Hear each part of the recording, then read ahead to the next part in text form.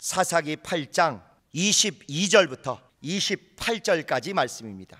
같이 합독을 하시겠습니다. 시작.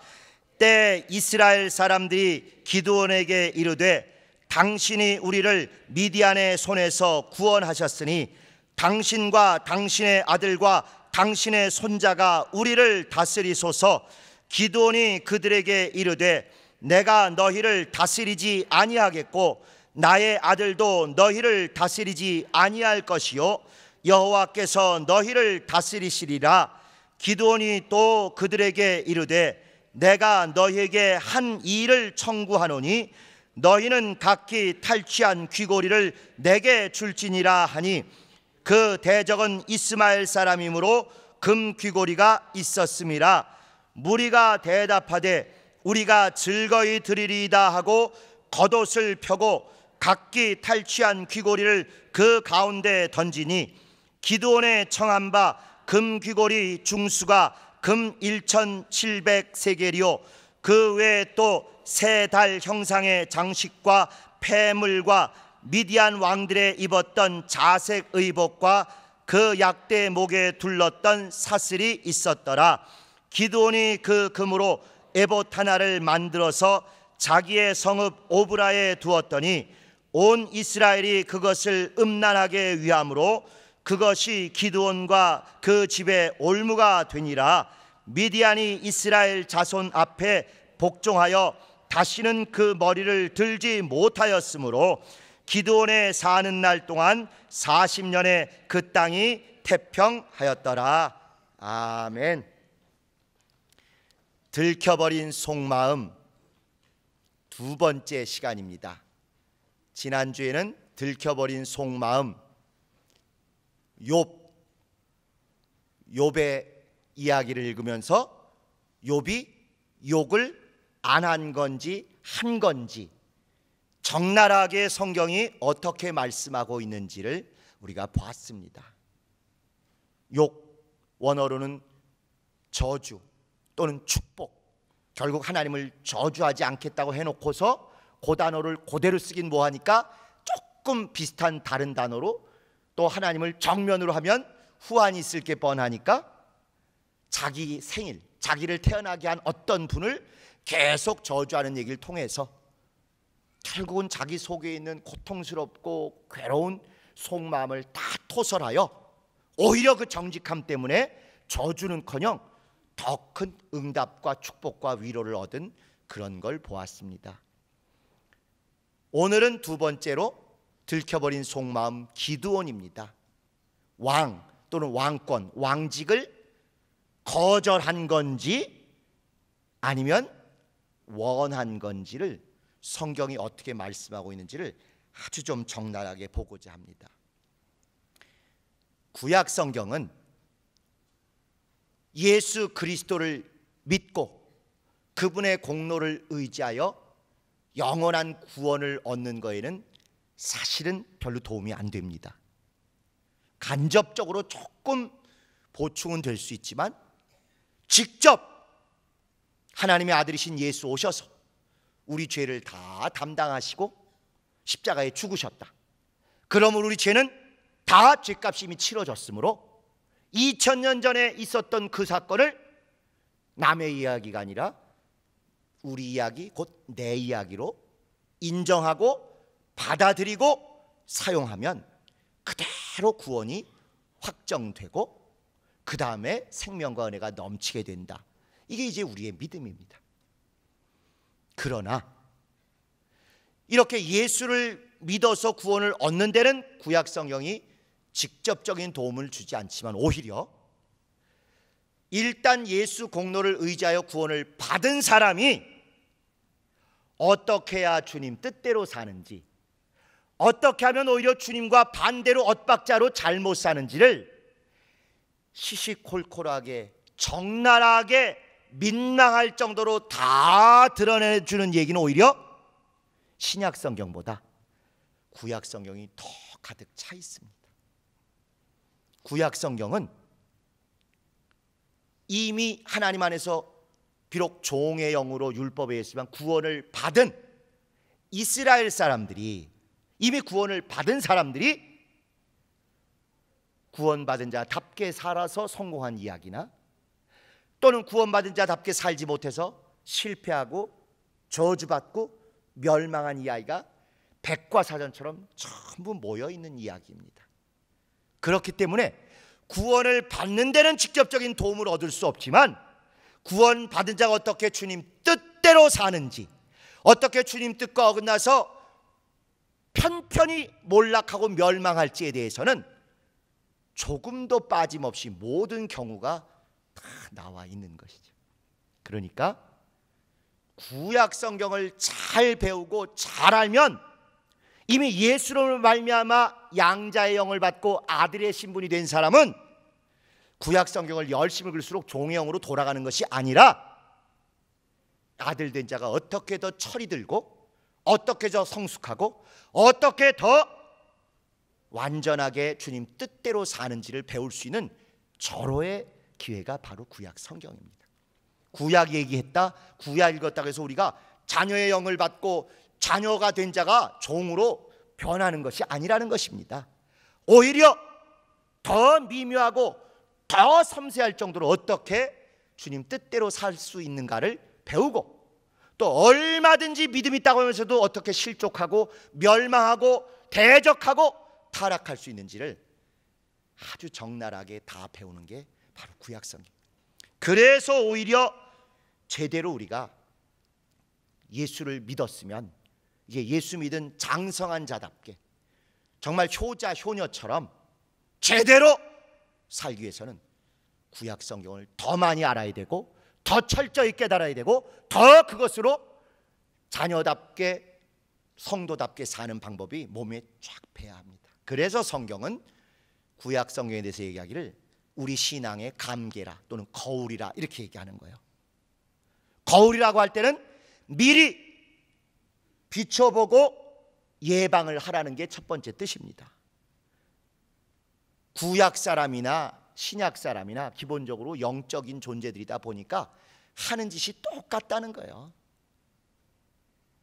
이스라엘 사람이건 한국 사람이건 미국 사람이건 북한 사람이건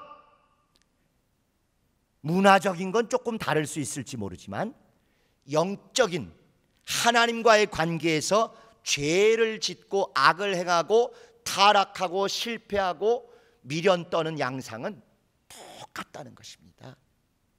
그래서 일단 거울로 잘 미리 들여다보고 실수하지 않도록 예방을 하라는 거예요.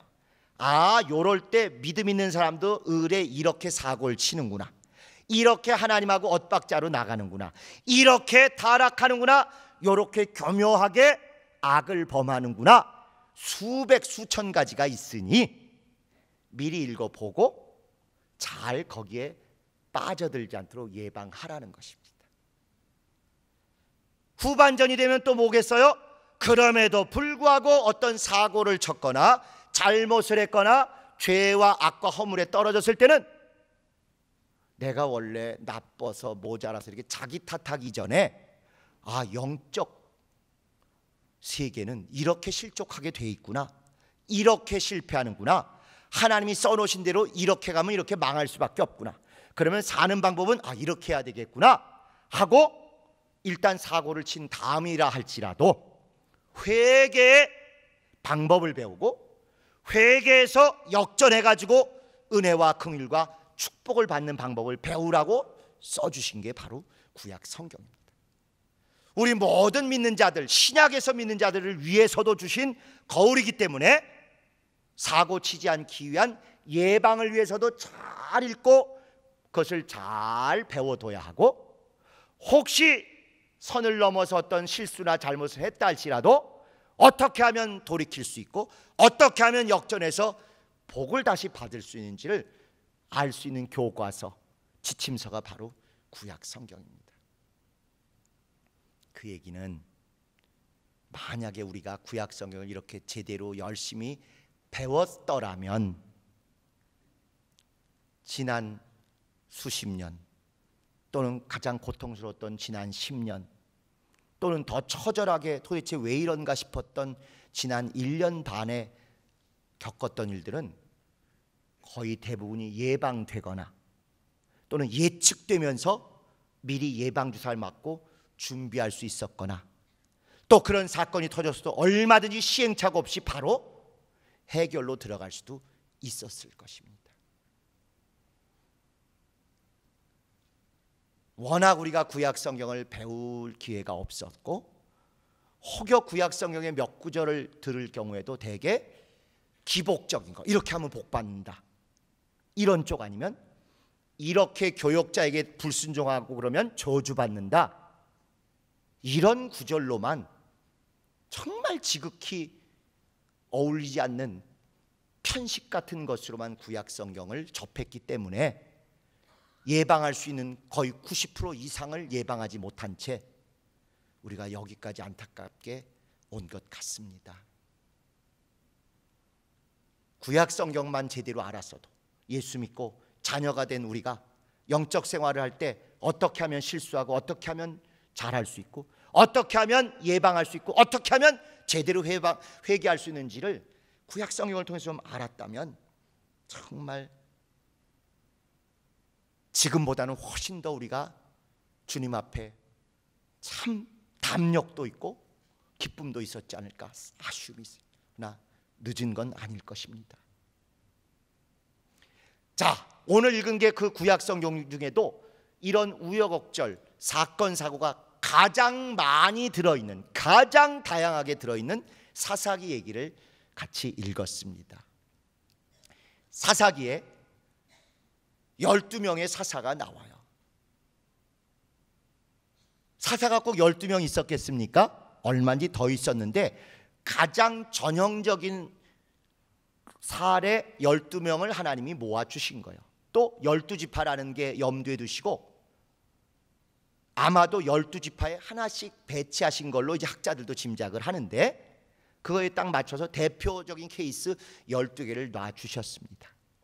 그리고 그것의 6번째가 기드온이고 우리가 읽은 다음에 등장하는 7번째 주인공이 아비멜렉이라는 기드온의 아들이면서 아주 못돼 먹은 얘기를 하는 그런 사사, 이게 사사인지 왼수인지 싶은 놈이 또 나와요. 그런데 신기하게도 구약 성경의 다윗이나 이런 유명한 주인공들도 마찬가지지만 사사기 자체도 앞에 6명 사사 때까지는 믿음이 좋아요. 사사도 믿음이 좋고 사사의 인도함을 받는 그 이스라엘도 믿음이 좋습니다. 아, 사사가 뭔지 아시죠? 안 여쭤보겠습니다. 서로 민망하지 않기 위해서. 이게 사사라는 단어가 무슨 뜻인지 몰라가지고 그동안 성경을 번역하면서도 이렇게 저렇게 많이 했어요. 그래서 영어권에서는 이것을 judges, 그래가지고 판사 있지 않습니까? 판사라고 번역을 했어요. 그걸 또 우리는 아주 스승이라는 사자 또는 선비라는 사자 넣어서 사사라고도 번역하고, 그러다 보니까 이제 카톨릭과 같이 보는 그 성경에서는 판사를 염두에 두고 판관, 포청천 뭐 이런 거 옛날에 기억하시나요? 재판관이라는 뜻으로 판관기, 또 이렇게도 번역을 했는데 이게 다 틀린 번역입니다. 사사라는 원어는 더 정확하게 하면 군사 지도자예요. 총사령관 같은 사람입니다. 그래서 이스라엘이 어려움을 겪을 때, 특별히 외적의 침입을 받아서 멸망당하기 직전이 되거나 식민지처럼 일제시대처럼 이렇게 지배받고 있을 때 하나님이 무언가 능력 있는 일꾼을 일으키셔서 나아가서 군사적으로 싸워 이기고 대적을 내몰고 그 다음에 평안을 가져오게 한 이렇게 총사령관 같은 자를 사사라고 하는 것입니다. 재판하는 판사도 아니고 또 선비처럼 뭘 가르치는 그런 지도자만도 아니고 가장 현실적으로 맞는 건 군사령관, 총사령관, 대장군 같은 그런 것입니다. 그러다 보니까 때로 필요하면 재판도 하고 또 여러 가지 신앙에 관한 일도 하긴 하겠죠. 그러나 기본적으로 이와 같은 총사령관이에요. 그 사사 12명을 하나님이 충분히 우리가 교회적으로 전체로서의 교회나 또는 각각 성도 개개인이나 저지를 수 있는 여러 가지 사건들을 다 충분히 이들이 얼마나 잘한 것과 못한 것을 다양하게 해놨는지 이렇게 12명만 대표로 뽑아서 모아놔도 충분히 우리가 할 수 있는 것은 다 모여 있는 것이죠. 아마도 12지파를 염두에 두고 한 지파별로 한 사람씩 한 게 아니라 아주 똑 그렇게 성경 본문에 나와 있지 않지만 학자들이 연구를 해보니까 아마 그런 것 같다 정도가 이제 여지까지 알려진 바입니다. 뭐 어쨌건 그 12명의 사사 중에 앞에 기드온까지의 6명 사사 때까지는 사사 자체도 누가 봐도 믿음도 좋아요. 능력도 있어요. 또 사사와 함께하는 이스라엘 백성들도 열심도 있고 회개도 잘하고 충성도 잘하고 상태 괜찮아요. 그런데 전반전이 끝나고 이제 후반전 6명이 시작되는 요 아비멜렉 이후 보면은 사사도 저게 목사 맞나? 예를 들어서 저 사람이 우리 목양사님 맞나? 쉽게 이게 아리까리해요. 믿음이 있는 것 같았다가 어떨 때 보면 불신자 못지않게 더 위태위태하기도 하고,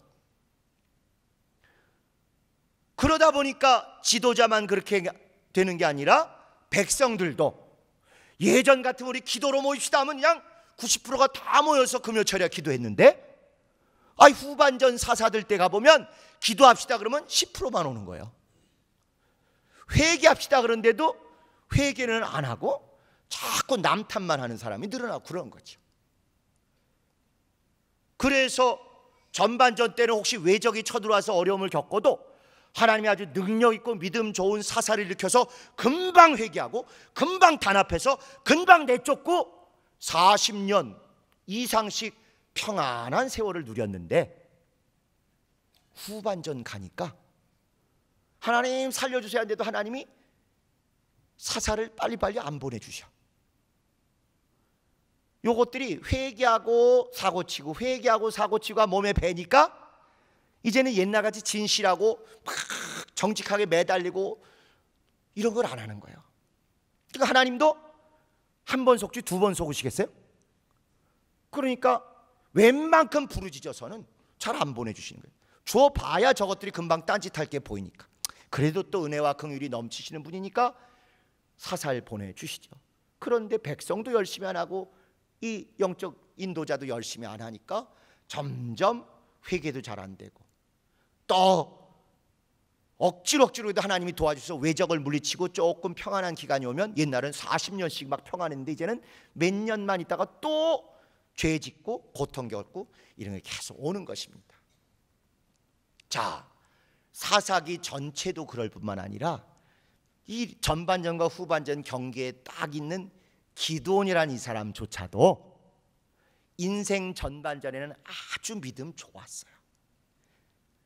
그런 케이스 성경에서 많이 기억나시죠? 사울왕 겸손하고 진실하고 하나님께 매달리고 인생 전반전 좋았어요. 다윗 정말 하나님의 마음에 합한 자라는 칭찬을 들을 만큼 아주 좋았습니다.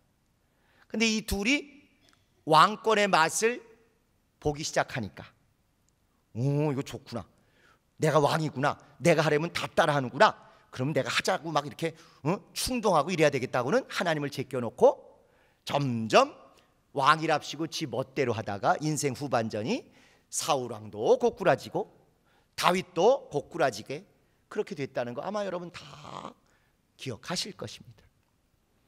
마찬가지로 이 기드온조차도 여러분이 잘 아신대로 기드온의 300용사 얼마나 대단합니까? 다 몇만 명 되는 사람 다 집에 돌려보내고 300명 데리고, 그것도 두 단계에 걸쳐서 한 번 보내고 또 그 다음에 10,000명 정도 남은 9,700명 보내고 300명 데리고 이렇게 해서 어마어마하게 큰 많은 외적을 가서 물리쳤다. 그래서 우리 모두가 정말 300명만 있어도 어떤 믿음의 일도 할 수 있다. 얼마나 큰 믿음의 롤 모델이고 사모함이 되었습니까? 여러 가지 믿음의 얘기 많이 있어요. 그런데 자꾸 우리는 주일학교에서 아는 수준의 그런 수준만 알다 보니까 기드온은 우리하고는 달리 어마어마하게 믿음 좋은 슈퍼스타라고 착각을 하는 거예요. 거듭 말씀드린 대로 예수 믿고 구원받은 우리 평범한 우리 모두와 성정이 다 똑같은 사람들이기 때문에 잘하는 것도 우리도 얼마든지 그렇게 잘할 수 있는 걸 써주신 것이고, 잘못하는 것도 우리도 얼마든지 똑같이 잘못하고 똑같이 실수하고 똑같이 사고치고 똑같이 나뒹굴 수 있는 그런 얘기들을 써주신 것입니다. 기드온 처음부터 아주 기드온 얘기를 자세히 보면요, 세상에 어떻게 하나님 이런 인간을 쓰셨을까 싶은 얘기들이 많습니다. 그냥 성경 본문에 있어요. 우리 눈에만 안 보이고 우리가 그런 거 관심 안 기울이고 그저 기드온과 300용사 이래서만 한 거죠. 여러분이 옆에 보시는 김 집사님 모습하고 똑같아요. 여러분 가정에서 같이 식사하시는 그 왼수님이시잖아요. 왼수님 아주 똑같아요. 나중에 한번 기회가 되면 제가 아주 기드온 얘기 적나라하게 한번 같이 우리가 상고했으면 좋겠습니다. 또 이 인간이 얼마나 뒤끝이 쩌는지, 앞에서 자기가 좀 이렇게 꽁한 거 있죠, 뒤에 가서 꼭 보복을 하는 인간이에요. 원래 기독교는요, 기독교인은 뒤끝이 없어야 합니다. 아무리 누가 나에게 잘못했어도 예수께서 우리가 그분을 직접 십자가에 못 박고 창으로 찔러 죽였어도 저들의 죄를 저들에게 돌리지 마옵소서 하고 감당하신 것처럼 기독교의 알파와 오메가는 뭐냐? 예수 공로 입었으면 절대로 다른 사람에 대해서 뒤끝 쩌르면 안 된다는 것입니다.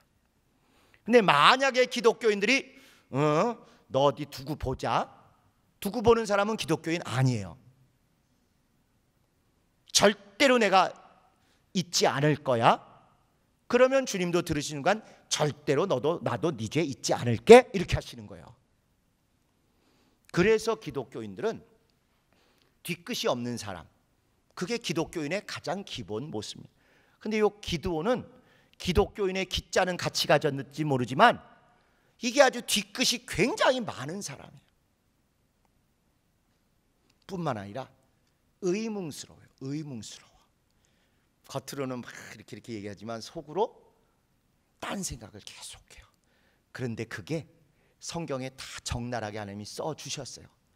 아무리 자기는 절묘하게 은퇴를 해도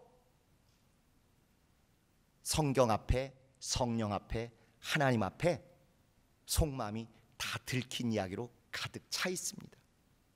그러니까 여러분 댁에서 같이 식사하시는 그 왼수님하고 똑같다니까요. 아무리 그럴듯하게 여러분 앞에서 표정 관리하며 연기력을 다해서 얘기해도 보이시잖아요. 왜 저 말을 하는지, 왜 저 짓을 하는지 다 아시잖아요. 그것처럼 기드온도 다 적나라하게 드러나고, 심지어 기드온이 그랬으면 우리도 이와 똑같은 일을 사람들이 모를 거라고 하고 있고, 또 모르는 줄 아는데 다 알고 나만 모르고 자기들끼리 다 이미 내 속을 꿰뚫고 있던 그런 게 우리의 삶입니다. 그래서 들켜버린 속마음 때문에 망신당하지 말고 오히려 하나님 앞에서도 당연하지만 성령 받은 성도들 앞에서도 정직하고 진실한 것이 생명과 은혜 안에 풍성히 거하는 최고의 비결입니다.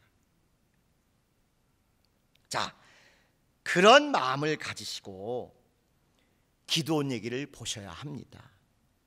아까 사사가 군 총사령관 같은 그런 능력 있는 사람이라고 했죠. 그러다 보니까 이 사사가 왕 같은 특징도 있고, 또 때로는 예언자 같은 특징도 있고, 또 때로는 제사장 같은 특징도 보여요. 12명의 사사 중에 어떤 사람은 왕 같은 특징이 더 많은 사람, 어떤 사람은 예언자적인 특징이 더 많은 사람, 어떤 사람은 제사장 같은 특징이 더 많은 사람, 이렇게 다양하게 있다 하는 것입니다. 그런데 특별히 정 가운데다가 기드온을 기드온 이야기를 써주신 이유는 뭐냐? 가장 왕 같은 특징이 많은 사람에서 써주셨어요. 또 하나는 그러면서 동시에 가장 이 신앙의 주인공들이 자기 믿음이 시원치 않은 물증이 뭐냐? 구체적으로 뭘 잘못하고 실수한 것도 있지만 그가 믿음이 좋은지 안 좋은지를 변함없이 딱 채점하는 기준을 써주신 게 뭐냐? 바로 자식의 믿음 보면 그의 믿음 아무리 말로 어쩌고 또 연기로 외식하고 은폐하고 감추어도 다 게임 끝난다, 그걸 보여주시는 것입니다. 사사에 이런 게 있었으면 또 다른 사사, 여기 말고 이제 사무엘서 넘어가면서 나오는 엘리 제사장의 예도 그래서 나오는 거예요. 여기는 왕 같은 기드온이 아무리 믿음 좋은 것 같아도 결국 믿음에서 어긋나니까 자식의 믿음이 얼마나 개판인가를 보여준 것처럼 제사장적인 특징이 가장 많은 엘리 제사장이 그가 믿음이 타락하고 시원찮으니까 결국 두 아들이 얼마나 엉망이 되는지를 또 보여주고 이름까지 써주신 것입니다. 그 다음에 예언자의 대표이며 사사의 대표인 사무엘 이야기가 또 사무엘상 8장에 나와요. 사무엘도 역시 여러분은 엘리 제사장 아들 얘기들은 아시는데 사무엘 아들들 얘기는 잘 모르시더라고요. 나중에 8장 1절 보시면은 요엘이라는 아들하고 또 다른 아들이 있어요. 그 두 아들이 엉망이어서 백성들이 뭐라 그러냐면 당신은 믿겠는데 당신의 아들들이 엉망이어서 도저히 우리가 이들의 지도를 받을 수 없다. 그러므로 왕을 세워달라, 차라리 하고 왕을 세워달라는 이유를 댑니다. 여러분은 왕을 세워달라는 이야기를 이런 구절 안 배우고 그 다음에 나오는 일부만 배워서 마치 백성이 악해서 왕을 달라고 했다 이렇게만 이해하고 계시지 않습니까? 성락교인 여러분, 그렇죠?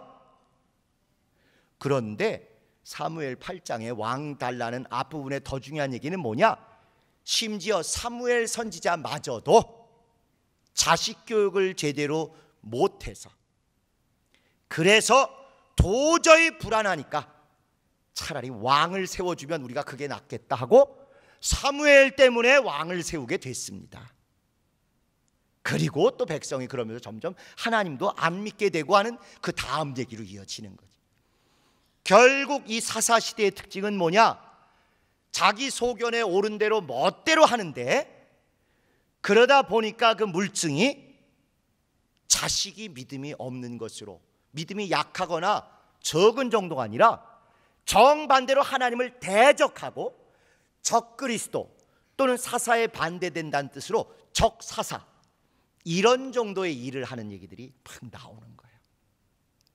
그래서 왕의 대표로서 자식이 오히려 정반대로 타락하고 이스라엘을 오히려 죽이는, 이스라엘을 구원하는 사사가 아니라 이스라엘을 죽이는 사사의 예로 기드온의 아들인 아비멜렉이란 아들이 나오는 것이고, 제사장의 아들이 오히려 백성을 더 타락시킨다는 뜻으로 엘리의 아들이 나오는 것이고, 또 예언자의 신앙이 사무엘도 후대에 가서 온전치 못하다 보니까 그 아들들이 타락해서 결국 왕도 제사장도 선지자도 믿음을 온전히 지키지 못하면 결국 이런 저주와 멸망으로 끝나는구나를 보여준 것입니다. 그들을 우리가 정죄하고 힐문하고 조롱하기 위한 것이 아니라 우리에게도 그대로 적용될 수 있는 이야기이기 때문에 진심을 다하여 정말 말씀에 비추어서 어떻게 예방할 수 있는지, 혹시라도 그런 흔적이나 그런 가능성이 있으면 어떻게 차단하고 어떻게 돌이켜야 되는지를 알아야 된다 하는 것이죠. 자, 이제 오늘 읽은 구절을 보십시다. 이와 같이 타락한, 전반전에는 잘했던 기드온이 어떻게 타락하는지를, 그리고 감추었던 속마음이 어떻게 들켜버리는지를 우리가 사사기 8장 22절부터 한번 천천히 보십시다. 때 이스라엘 사람들이 기드온에게 이르되, 이제 기드온 덕분에 완전히 해방이 되고 큰 구원을 체험했어요. 기쁘죠. 그들이 기드온에게 나와서 당신이 우리를 미디안이라는 외적의 손에서 구원하셨으니 당신과 당신의 아들과 당신의 손자가 우리를 다스리소서, 마샬이라는 단어를 써서 우리를 왕으로 다스리소서, 이렇게 얘기를 하는 거예요. 그랬더니 그래, 나 할만하지. 이게 보통 사람인데 기드온은 신앙이 있고 겸손하고 하나님께 영광을 돌릴 줄 아는 사람이어서 그런지 23절에 보시면 기드온이 그들에게 이르되 내가 너희를 다스리지 않겠다. 나뿐만 아니라 나의 아들도 너희를 다스리지 않겠다. 오직 너희를 다스릴 수 있는 분은 여호와만이 왕이시니까 여호와께서 너희를 다스리시리라. 대단한 믿음 아닙니까? 온 백성이 당신 덕분에 우리가 이렇게 구원의 기쁨을 맛보게 됐으니까 우리의 왕이 돼서 우리를 다스리소서. 당신뿐만 아니라 당신 아들, 당신 손자가 다 왕으로서 우리를 다스리소서. 이렇게 했어요. 얼마나 듣는 사람 좋아했겠습니까? 그런데 뜻밖에도 아니다, 나도 너희를 왕으로 다스리지 아니할 것이고 내 아들도 왕으로 너희를 다스리지 않을 것이다. 오직 하나님만, 여호와 하나님만이 너희를 다스릴 것이다. 참 박수 받을만 해요. 두두둥. 문제는 그 다음입니다. 그 다음. 말은 그럴듯하게 멋떨어지게 이렇게 했지만 실제 그 속마음이나 그의 사심이 무엇인지를 그 다음에 보시면 딱 이렇게 언어로 일단 마음을 확 후려잡은 다음에 그런데 말이야, 24절에 기드온이 또 그들에게 이르되 내가 너희에게 대신 한 가지는 얘기 좀 할 게 있어. 청구하는 게 있는데 나 좀 이거 갖다 줘. 너희는 각기 탈취한 귀걸이를 내게 갖다 주라. 금 귀걸이를 외적에게서 너희가 다 뺏은 거 있잖아. 현찰이 내게 필요하니까 이것 좀 갖고 와. 내가 왕은 안 될게. 그렇지만 이건 좀 나한테 갖다 줘. 그러니까 22절 23절은 왕권을, 왕 되는 걸 사양하는 겸손 또는 외식을 딱 일단 해서 훌륭한 분이다 하고 마음을 잡는 거예요. 정신 바짝 차리세요. 오늘 그동안 40년간 살아오신 걸 돌아보시면서 우리가 얼마나 성경대로 살아왔는가 한번 돌아보세요. 3대가 왕 되는 얘기도 나와 있고 또 주님이 하시면서도 결국은 내가 왕 되지 않고 주님이 하신다고 얘기는 하지만 근데 물질은 말이 그렇다는 거지. 또 그렇다고 또 어떻게 야박하게 싹 돌아서 그냥 가니? 금귀걸이는 좀, 물질은 좀, 금덩어리는 좀 하고 달라는 거예요. 이들은 또 그게 진심인 줄 알고 진짜 왕 욕심은 없고 그래도 뭔가 필요해서 하는가 보다 하고는 25절에 무리가 대답하되 우리가 즐거이 드릴게, 기쁘게 줄게 하고는 막 갖다 줍니다. 겉옷을 펴고 각기 탈취한 귀걸이를 그 가운데 막 던져줘요. 기드온이 달라고 한 건 금귀걸이, 금 1,700세겔, 그 외에 또 세달 형상의 장식은 뭐냐, 세달은 초생달 이렇게 된 이런 목걸이 같은 장식이에요. 세달 형식의 장식, 또 폐물, 그 다음에 미디안 왕들의 입었던 자색 의복과 또 약대 목에 둘렀던 온갖 금은보화 폐물을 다 갖다 줬다는 것입니다. 아주 이때는 물건으로 주니까 물건을 이렇게 쏟았고 여러분들은 현찰로 봉투에 넣어서 드렸기 때문에 봉투가 많이 모여 있는 거예요. 다 쏟아 보여줘도 넘칠 정도로 이렇게 있는 것입니다. 자, 이 구절은 그 앞에 우리가 안 읽었지만 21절 한번 보실까요? 세바와 살문나가 가로되 내가 일어나 우리를 치라. 대저 사람이 어떠한 그 힘도, 이제 적군이 잡혀서 죽기 직전 되니까 차라리 쫄따구들이 우리를 죽이게 하지 말고 우리도 그래도 위신이 있으니까 네가 직접 우리를 죽여라, 장군이 죽여라 해서 기드온이 일어나서 세바와 살문나라는 적장을 죽였고 그 약대 목에 꾸몄던 세달 형상의 장식을 취하여 초생달 모양의 이렇게 예쁜 장식, 우상 숭배에도 쓰고 왕권을 나타내는 그걸 딱 그때 취한 거예요. 오, 외국의 왕들은 이런 걸 하는구나. 야, 이건 멋있어 보인다. 우린 그런 거 없는데 이대로 하자고는 오늘 우리가 읽은데 그대로 그거를 다 갖다 바치게 하는 거예요. 그리고 한술 더 떠서 왕들의 입었던 자색 의복도 거기 딱 오는 거예요. 말로는 나 왕 안 될게, 하나님이 왕이셔, 말은 그렇게 했지만 실제 왕들이 입는 옷, 왕들이 하는 장식, 왕들이 타는 말이나 약대나 노새의 왕의 표시로 하는 장식물을 쫙 갖다가 받고 접수해서 그걸 누리는 것입니다. 왕권을 거부하는 것 같은 겸손함으로 외식을 한번 하고 났지만 실속을 제대로 챙기기 위해서 물질, 돈을 그대로 다 챙기고 거기에 또 왕권의 욕심이 있기 때문에 왕의 옷, 왕의 장식 그대로 갖다가 또 챙긴 거예요. 우리말로 하면 이런 거죠. 안 되어 하는 거예요. 이거 뭐 이런 걸 안 되어 이렇게 하는 거예요. 이렇게. 우리 나이 드신 분들 위해서 하면 그 왜 일본 말에 혼내와 다떼마에 이런 거 있지 않습니까? 말은 멋있게 다떼마에로 멋있게 통할 만한 그럴듯한 말을 하지만 혼내, 본음, 속 심정은 딴 생각이 있다, 딱 그거예요. 그래서 난 왕 안 돼, 우리 집안 왕 안 될 거야, 말은 그렇게 하지만 실제로는 일단 돈 다 챙기고 그 다음에도 왕 될 욕심이 그대로 여기 움켜쥐고 있으니까 왕의 옷과 왕의 장식들을 고스란히 다 한 것입니다. 근데 이게 너무 쉽게 되니까 이제 여기에 머무는 게 아니에요.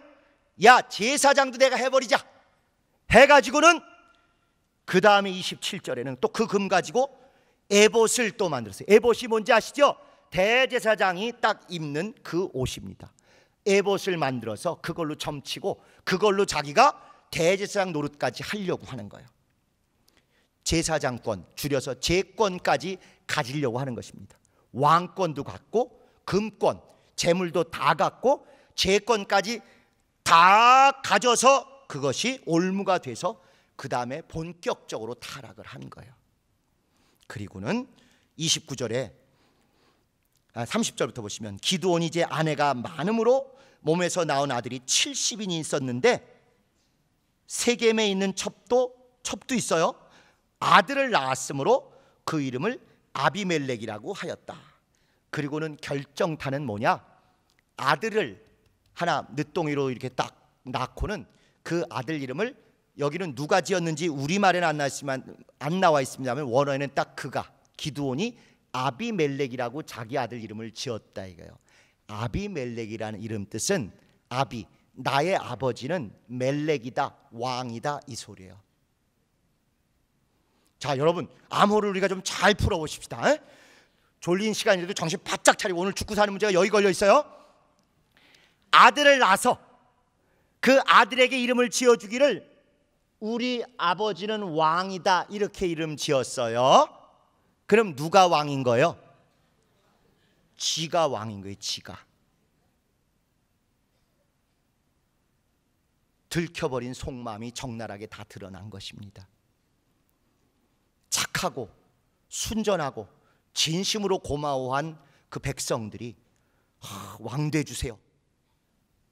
하나님이 왕이신데도 불구하고 그들이 잘 몰라서 그냥 인간적으로 좋은 마음에 그렇게 했더니 겉으로 안 돼요 안 돼요 해서 거절하는 것 같더니 슬쩍 말만 그럴듯하게 해서 말로 호리고 현혹한 다음에 야, 그래도 내가 아무리 말이 그랬다 그랬다고 어떻게 싹 다 돌아가냐, 그래도 좀 줘야지 해가지고 대놓고 돈 달라 그래가지고 다 챙겼어요. 특별히 왕권을 상징하는 온갖 금은보화는 더 직접 챙겼어요. 처음에도 챙겼고 여기도 또 챙겨서 딱 이게 샌드위치 구조라고 하는 그 구절대로 여기 핵심이에요. 왕 되고 싶어하는 그 욕심, 숨은 야욕을 그대로 드러냈습니다. 그리고는 그렇게 왕 된 다음에 왕권도 가지려고 그러고 금권도 다 독점하고 제사장 권리까지 재권까지 독점해서 마음대로 다 하려고 한다면은 이제는 다 손아귀에 들어오니까 그 다음에는 대놓고 얘가 나의 아버지 이름은 왕이다라는 아이다라고 데뷔를 시킵니다. 그래서 결국 기드온 자기가 감추지 않고 처음부터 자기 속내는 왕이었다는 걸 드러내는 거죠. 욥도 욕할 때 처음에 저주, 하나님을 축복 또는 저주하지 않겠다라고 베레크란 단어를 썼는데 나중에 그걸 그대로 또 하기는 민망하니까 동의어 조금 바꿔서 돌려치기로 한 것처럼 여기도 앞에 다스리지 않겠습니다 할 때 원어하고 똑같이 쓰면 민망하고 들키니까 약간 바꿔서 동의어인데 여기는 다스리다, 여기는 왕되다라는 뜻으로 나의 아버지는 왕이다 해서 자기가 왕이라는 걸 천하에 공포한 것입니다. 결국 이렇게 왕권을 물려받은 아비멜렉은 그 이후에 자기 형제 70을 다 죽이고 가시나무처럼 실제 백성들을 학대하고 또 자기에게 반대하는 개혁파 교인들을 개혁파 교인들 아니고 자기에게 반대하는 진실한 믿음 있는 이스라엘 사람 1000명을 망대에 가둬놓고 불을 붙여서 다 태워 죽인 사람이에요. 철문으로 가둬놓고 그거 취소. 그렇게 하듯이 어쩌면 그렇게 성경대로 그대로 이루어지는지. 그랬다가 결국은 이놈도 여자가 망대 위에서 맷돌 던지는 거에 맞고 치명상이 돼서 옆에 있는 무기 맡은 자의 도움으로 죽게 그렇게 되는 것입니다. 우리가 구약 성경의 이런 적나라한 사건들을 알았으면 적어도 이 지경까지 오기 전에 아마 여러 번 교회를 위해서 기도하고 노력하는 가운데 브레이크가 걸렸을 것도 같아요.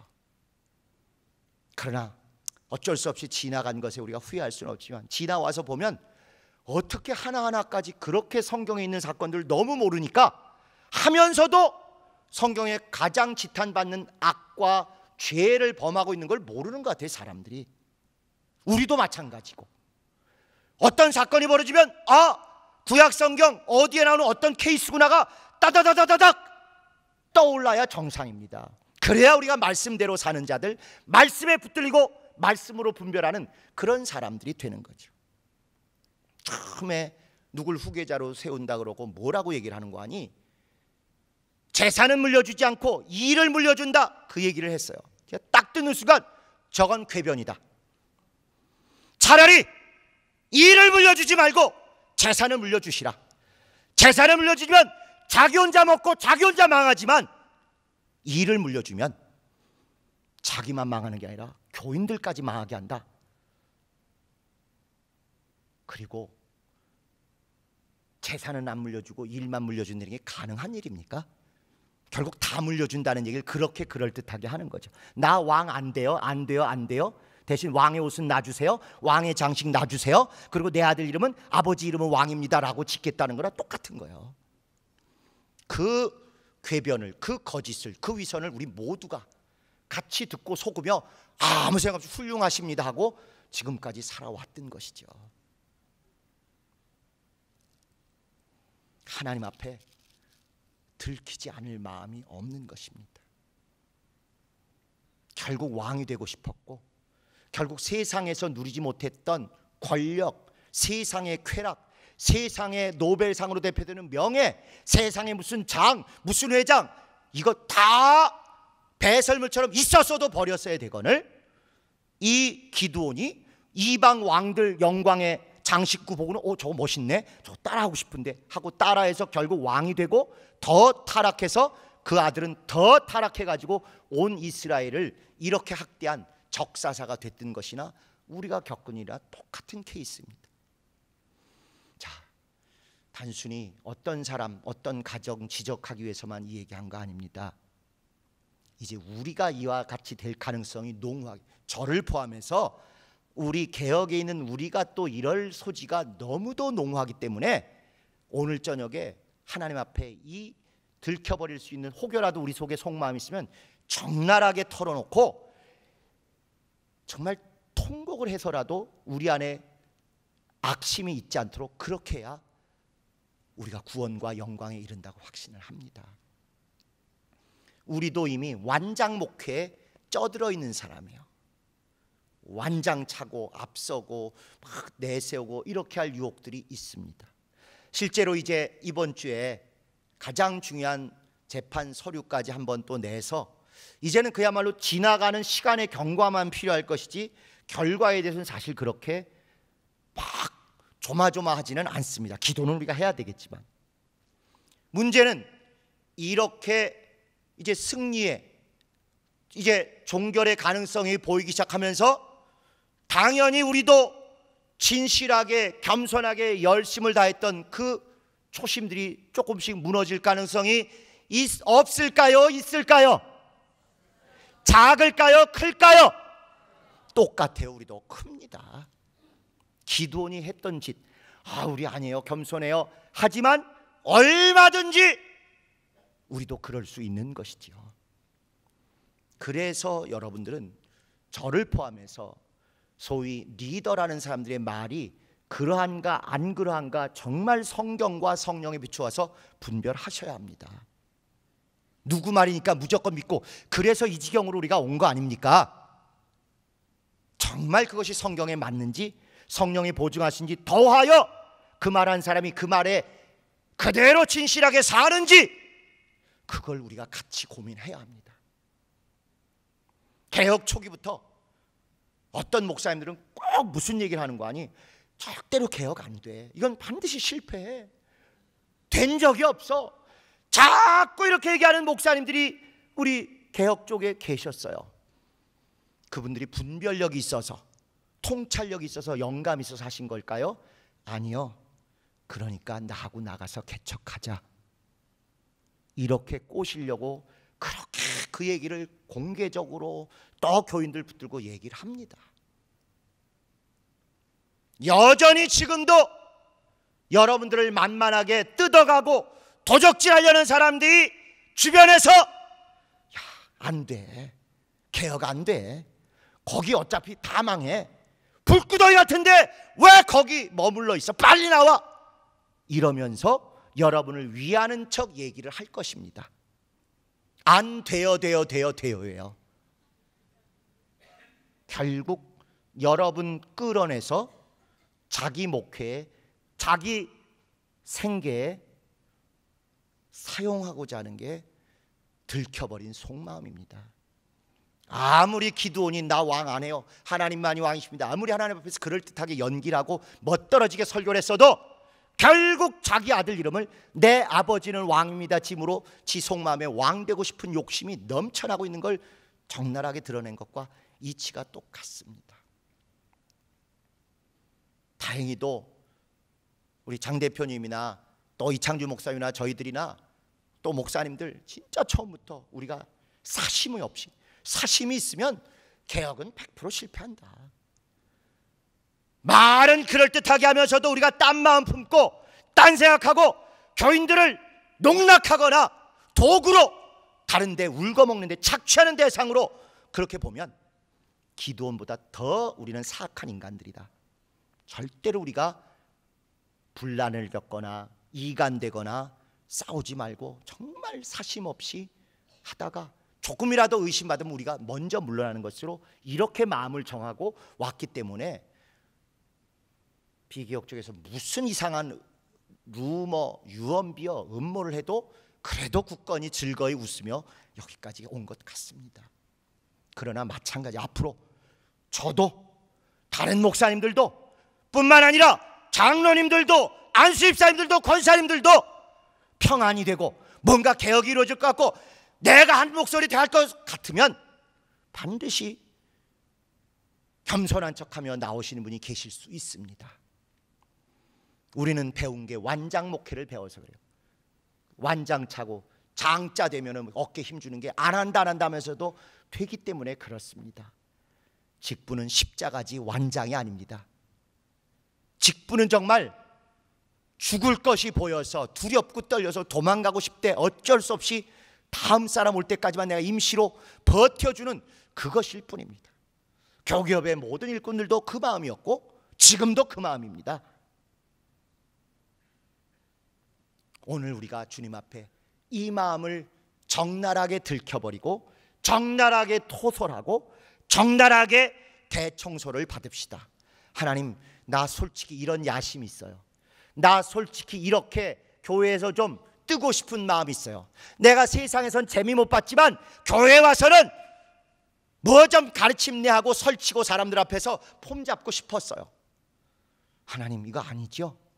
드러내놓고 적나라하게 토설하고, 하나님, 기도원 같은 외식 오늘 고백합니다.